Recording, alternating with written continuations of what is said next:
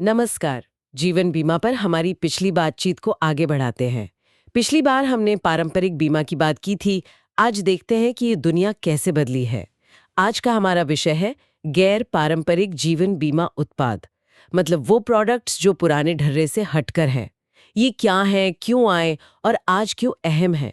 हमारी इस गहरी पड़ताल का आधार है modern life insurance products and evolution का अध्याय 9। आज हम समझने की कोशिश करेंगे कि पारंपरिक बीमा की जगह ये नए उत्पाद क्यों और कैसे आए, और खासकर वेरिएबल इंश्योरेंस प्रोडक्ट्स यानी वीआईपीज और यूनिट लिंक्ड इंश्योरेंस प्लान्स यूएलआईपीज, इन पर ध्यान देंगे। बिल्कुल। संक्षेप में कहूँ तो पुरानी बीमा पॉलिसियां जो थीं वो मुख्य रूप से सुरक्षा पर केंद्रित थीं, मतलब अनहोनी की स्थिति में आर्थिक सहारा। लेकिन समय के साथ लोगों की ज़रूरतें बदलीं। उन्हें सिर्फ सुरक्षा नहीं, अपने पैसे पर बेहतर रिटर्न और ज़्यादा पारदर्शिता भी चाहिए थी। तो इसी मांग को पूरा करने के लिए ये नए, ज़्यादा लचीले उत्पाद आए। तो चलिए इसी क्यों से शुरू करते हैं। आखिर लोग बचत या निवेश करते क्यों हैं? इसका एक सीधा सा मकसद होता है भविष्य की ज़रूरतों के लिए आज तैयारी करना, है ना? ताकि जब पैसों की ज़रूरत पड़े तब वो हो, और उम्मीद है कि तब तक वो पैसा थोड़ा बढ़ भी गया हो। एकदम सही कहा। इसे हम कहते हैं भविष्य के लिए तैयारी करना, प्रभावी ढंग से और कुशलता से। प्रभावी मतलब जैसे ज़रूरत के समय, चाहे बच्चों की पढ़ाई हो, रिटायरमेंट हो या कोई और पड़ाव, पैसा हाथ में हो, पर्याप्त पैसा हो। और कुशल मतलब निवेश ऐसी जगह हो जहां वो ठीक ठाक रफ्तार से बढ़े, ताकि भविष्य में हमें ज़्यादा रकम मिले। मतलब एक दिए गए रिस्क पर बेहतर रिटर्न। अच्छा, तो जो पारंपरिक बीमा योजनाएं थीं, जिन्हें बंडल प्लान भी कहते हैं, उनमें ऐसी क्या बात थी कि लोगों को लगा कि ये काफी नहीं है? क्या कमियां थी उनमें? हाँ, पारंपरिक योजनाओं के साथ कुछ दिक्कतें थीं, खासकर ट्रांसपेरेंसी और फ्लेक्सिबिलिटी को लेकर। पहली बात, उनमें बीमा और बचत का हिस्सा वो आपस में घुला मिला होता था। आपकी पॉलिसी में बचत या कैश वैल्यू कितनी जमा हो रही है, ये साफ साफ पता नहीं चलता था। ये बीमा कंपनी के अपने अनुमानों, अपने एक्चुअरी हिसाब किताब पर निर्भर करता था, जैसे मृत्यु दर, ब्याज दरें, खर्चे क्या होंगे वगैरह। मतलब अपना ही पैसा कितना है ये ठीक से पता ही नहीं। राइट। और उस पैसे पर रिटर्न कैसा मिल रहा है, उसका क्या? वही दूसरी दिक्कत थी, रिटर्न की दर। खासकर जो लाभ सहित मतलब विद प्रॉफिट पॉलिसीज होती थी, जी। उनमें असल में कितना फायदा हुआ, ये तो पॉलिसी पूरी होने पर ही पता चलता था। और बीमा कंपनी अपने खर्चे वगैरह भी खुलकर नहीं बताती थी। इस वजह से आप अपनी बीमा पॉलिसी की तुलना मान लीजिए बैंक एफडी से या किसी और निवेश से आसानी से नहीं कर सकते थे। पारदर्शिता की कमी थी। और अगर किसी को बीच में ही पॉलिसी बंद करनी पड़े, मान लीजिए पैसों की जरूरत पड़ जाए, तो ये तीसरी बड़ी समस्या थी, सरेंडर वैल्यू। अगर आप पॉलिसी बीच में बंद करते तो हाथ में जो पैसा आता था, वो सरेंडर वैल्यू, वो अक्सर बहुत कम होती थी। और ये कितना मिलेगा, ये भी काफ़ी हद तक बीमा कंपनी की मर्जी पर निर्भर करता था। कोई साफ फॉर्मूला नहीं था। और चौथी बात, इन पॉलिसियों पर मिलने वाला रिटर्न शायद उतना उतना आकर्षक नहीं था जितना थोड़ा जोखिम उठाकर दूसरे निवेशों से मिल सकता था। तो मतलब पैसा कहाँ जा रहा है, कितना बढ़ रहा है, बीच में जरूरत पड़ने पर कितना मिलेगा, ये सब साफ नहीं था। ये तो वाकई चिंता की बात है। लगता है इसी असंतोष और ज्यादा जानने की इच्छा ने बदलाव की मांग पैदा की होगी। बिल्कुल। ग्राहक अब ज्यादा पारदर्शिता चाहते थे, अपने पैसे पर बेहतर नियंत्रण चाहते थे, निवेश में ज्यादा विकल्प और बेहतर रिटर्न की उम्मीद करने लगे थे। इसी मांग ने बीमा कंपनियों को नए तरह के उत्पाद लाने पर सोचने पर मजबूर किया। ठीक है, तो इस मांग के जवाब में बीमा उत्पादों में क्या बड़े बदलाव आए? मतलब मुख्य रुझान क्या थे? इसमें देखिए 4 मुख्य रुझान सामने आए। पहला था अनबंडलिंग। अनबंडलिंग। हाँ, अनबंडलिंग यानी बीमा मतलब सुरक्षा और निवेश मतलब बचत, इन हिस्सों को अलग अलग करना। इसे ऐसे समझिए जैसे पहले सिर्फ फिक्स थाली मिलती थी, अब आप अपनी पसंद की चीजें अलग अलग ऑर्डर कर सकते हैं। तो ऐसे उत्पाद आए जो या तो मुख्य रूप से सुरक्षा पर केंद्रित थे, जैसे टर्म इंश्योरेंस, या फिर निवेश पर, जैसे यूनिट लिंक्ड प्लान्स। वो पुराने वाले अस्पष्ट मिश्रण की तरह नहीं। दिलचस्प, बीमा और निवेश को अलग अलग देखना। और दूसरा रुझान क्या था? दूसरा था निवेश से जुड़ाव या इन्वेस्टमेंट लिंकेज। इसमें पॉलिसी का जो रिटर्न था वो सीधे तौर पर बाजार या किसी निवेश फंड के प्रदर्शन से जुड़ गया। अब बीमा कंपनी सिर्फ सुरक्षा देने वाली संस्था नहीं रही, बल्कि एक तरह से फंड मैनेजर भी बन गई, जिसका काम था ग्राहकों के पैसे को अच्छे से निवेश करके बढ़िया रिटर्न देना। तीसरा रुझान शायद पारदर्शिता से जुड़ा होगा, जिसकी कमी पहले महसूस हो रही थी, है ना? बिल्कुल। तीसरा रुझान था पारदर्शिता, मतलब ट्रांसपेरेंसी। नए उत्पादों में यह साफ बताया जाने लगा कि आपके प्रीमियम का कितना हिस्सा कहाँ जा रहा है, कितने खर्चे खटे, कितना बीमा के लिए गया और कितना निवेश हुआ। रिटर्न कैसे कैलकुलेट हो रहा है, ये भी ज्यादा स्पष्ट हुआ। इससे अलग-अलग कंपनियों और प्लान्स की तुलना करना आसान हो गया। और चौथा, लगता है ये ग्राहकों को ज्यादा कंट्रोल देने के बारे में होगा। एकदम सही। चौथा रुझान था लचीलापन या फ्लेक्सिबिलिटी। Non standard products. पुरानी पॉलिसियों की तरह कठोर नियमों की बजाय अब ग्राहकों को ज्यादा छूट मिली। वे तय कर सकते थे कि कितना प्रीमियम देना है, कितना बीमा कवर चाहिए, और सबसे बड़ी बात, उनका पैसा किस तरह के फंड में निवेश किया जाए, जैसे ज्यादा जोखिम वाले इक्विटी फंड में या कम जोखिम वाले डेट फंड में।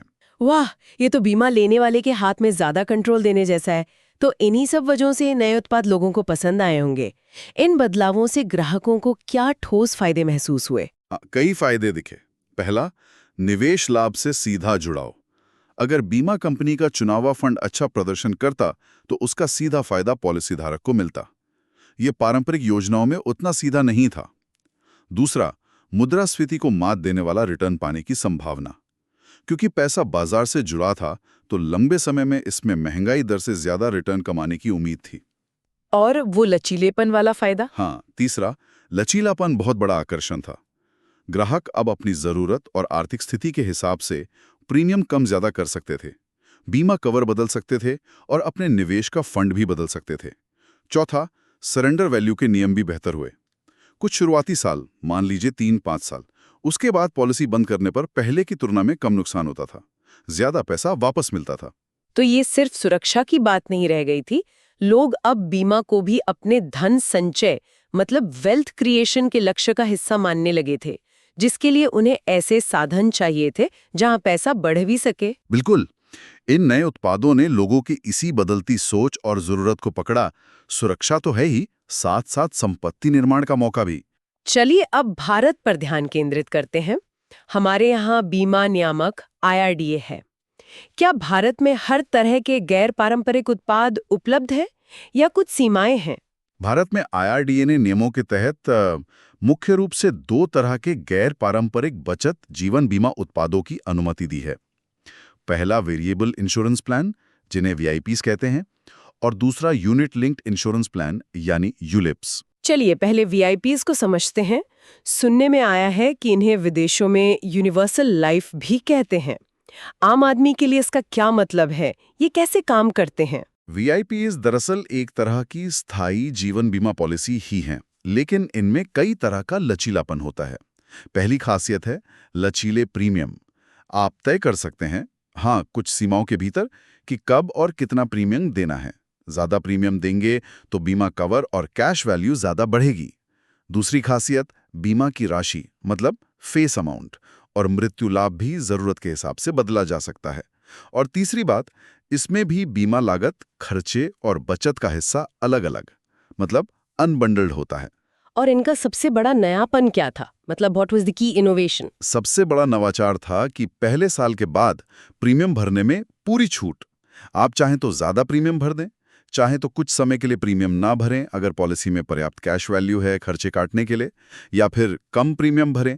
पॉलिसी तब तक चलती रहेगी जब तक उसमें जमा कैश वैल्यू बीमा जारी रखने के खर्चे जैसे मृत्यु दर शुल्क वगैरह काटने के लिए काफी हो। लेकिन ये लचीलापन सुनने में तो बहुत अच्छा लगता है, पर क्या इसमें कोई खतरा भी है, जैसे कि लोग प्रीमियम देना भूल जाएं या कम कर दें और पॉलिसी बंद हो जाए? हाँ, ये एक बहुत बड़ा जोखिम है, खासकर गलत बिक्री यानी मिस सेलिंग का।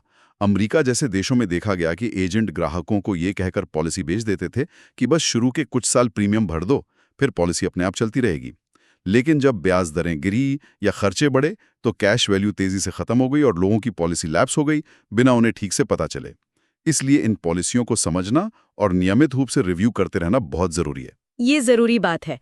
अब आते हैं वेरिएबल लाइफ इंश्योरेंस पर। VIPs में लचीलापन तो है, पर अगर कोई सीधे बाजार के उतार चढ़ाव से जुड़कर ज्यादा ग्रोथ की उम्मीद रखता हो, यही शायद वेरिएबल लाइफ की बात आती है। ये VIP से कैसे अलग है? वेरिएबल लाइफ इंश्योरेंस एक कदम और आगे है। ये भी एक तरह की जीवन भर चलने वाली पॉलिसी है, लेकिन इसमें कैश वैल्यू और कभी-कभी मृत्यु लाभ भी सीधे तौर पर एक विशेष निवेश खाते के प्रदर्शन से जुड़े होते हैं। हम्म।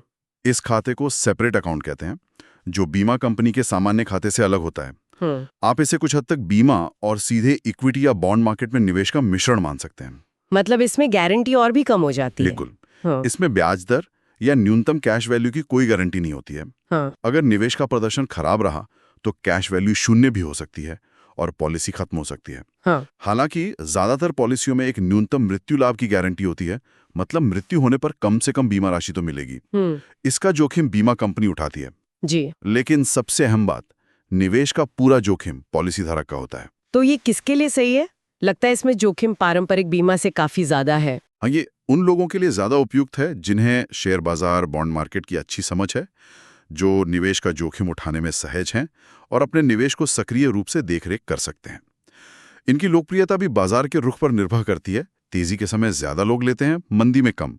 चलिए अब आते हैं ULIPs यानी यूनिट लिंक्ड इंश्योरेंस प्लान पर, जो भारत में काफी सुने जाते हैं। ये वेरिएबल लाइफ से कैसे अलग है और इन्हें क्यों लाया गया था? ULIPs भारत में काफी लोकप्रिय हैं, सही कहा आपने। इनकी शुरुआत यूके में हुई थी। जब बीमा कंपनियां शेयर बाजार से अच्छा मुनाफा कमा रही थीं, तो ये जरूरत महसूस हुई कि इस मुनाफे को पॉलिसी धारकों के साथ ज्यादा सीधे और पारदर्शी तरीके से बांटा जाए। ULIPs इसी का नतीजा हैं। इन्हें आप, जैसा आपने पहले इशारा किया, बीमा और म्यूचुअल फंड का मिला-जुला रूप समझ सकते हैं। म्यूचुअल फंड और बीमा का मिश्रण, ये कैसे काम करता है, थोड़ा और समझाएंगे? हाँ, देखिए, यूलिप में आप जो प्रीमियम देते हैं उसमें से पहले कुछ खर्चे काटे जाते हैं, जैसे policy admin charge, fund management charge वगैरह, और साथ ही बीमा कवर का प्रीमियम, जिसे मॉर्टैलिटी चार्ज कहते हैं। बाकी बची रकम से आपके चुने हुए फंड की यूनिट्स खरीदी जाती हैं, ठीक वैसे ही जैसे म्यूचुअल फंड में होता है। इन यूनिट्स का मूल्य यानी NAV, नेट एसेट वैल्यू, रोजाना फंड के प्रदर्शन के हिसाब से बदलता रहता है। आपका रिटर्न इन्हीं यूनिट्स की NAV बढ़ने पर निर्भर करता है। और इसमें भी काफी लचीलेपन की बात होती है, जैसे फंड चुनना वगैरह। हाँ, यूलिप्स में भी काफी लचीलापन है। पहला, आप अपनी जोखिम क्षमता के हिसाब से फंड चुन सकते हैं। जैसे ज्यादा रिटर्न चाहिए तो इक्विटी फंड, कम जोखिम चाहिए तो डेट फंड, या दोनों का मिश्रण यानी बैलेंस्ड फंड। आजकल मनी मार्केट फंड भी होते हैं। दूसरा, अगर आपको लगे कि आपका चुनाव फंड अच्छा नहीं कर रहा, तो आप अपना पैसा एक फंड से दूसरे फंड में स्विच भी कर सकते हैं। तीसरा, आप तय कर सकते हैं कि कितना प्रीमियम देना है। ये न्यूनतम प्रीमियम के आधार पर काम करता है, बीमा राशि पर नहीं। और आपको कितना बीमा कवर चाहिए, ये भी चुन सकते हैं, जो आमतौर पर प्रीमियम का कुछ गुना होता है। ठीक है, समझ गई।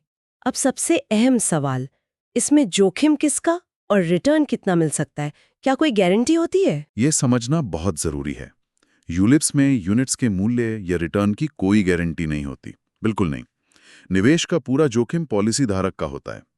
अगर बाजार या आपका चुना हुआ फंड अच्छा प्रदर्शन नहीं करता, तो आपका रिटर्न कम हो सकता है, नेगेटिव भी हो सकता है। हाँ, बीमा कंपनी मृत्यु कवर यानी सम एश्योर्ड और पॉलिसी के खर्चों का प्रबंधन करने का जोखिम उठाती है। मृत्यु होने की स्थिति में नॉमिनी को बीमा राशि, सम एश्योर्ड या उस समय की फंड वैल्यू यानी यूनिट्स NAV जो भी ज्यादा हो, वो मिलती है। तो कुल मिला के अगर हम पारंपरिक और इन नए गैर पारंपरिक उत्पादों की तुलना करें, तो मुख्य अंतर क्या हुआ? एक आम इन्वेस्टर के लिए क्या जानना सबसे जरूरी है? बहुत अच्छा सवाल है। देखिए, मोटा-मोटा समझें तो पारंपरिक योजनाएं सरल मानी जाती हैं।